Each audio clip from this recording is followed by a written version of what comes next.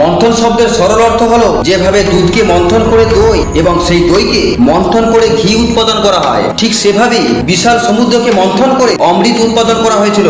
এটাই হলো সমুদ্র মন্থন। সমগ্র জগৎ সংসারের নিয়ন্ত্রণ হেতু দেবতাদের সৃষ্টির শুরু থেকে শেষ অবধি বেঁচে থাকার প্রয়োজন ছিল।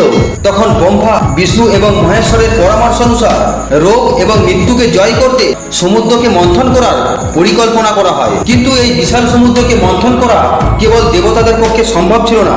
তাই অসুররাজ বলিকে সঙ্গে নিয়ে দেবতারা সমুদ্রকে মন্থন করে। আর এই মন্থন শুরু হওয়ার পর এক এক করে শঙ্খ, ধনন্তরী ঔষধ, কামধেনু গাছ, পারিজাত বৃক্ষ, ইন্দ্রদেবের হাতি, রম্ভা, মেনকা আর পুঞ্জিস্থলা এবং মাতা লক্ষ্মীর জন্ম এই মন্থন থেকেই হয়েছিল। কিন্তু সেই মন্থন থেকে এক ভয়ঙ্কর বিষও নির্গত হয়, যেটি দেবতা এবং দানবদের আতঙ্কিত করেছিল। কিন্তু মহাদেব এই হলাহলকে পান করে সমগ্র সৃষ্টিকে ধ্বংসের হাত থেকে রক্ষা করেন। এই ধরনের রোমাঞ্চকর এবং রহস্যময় কাহিনী শুনতে চ্যানেলটিকে সাবস্ক্রাইব করুন।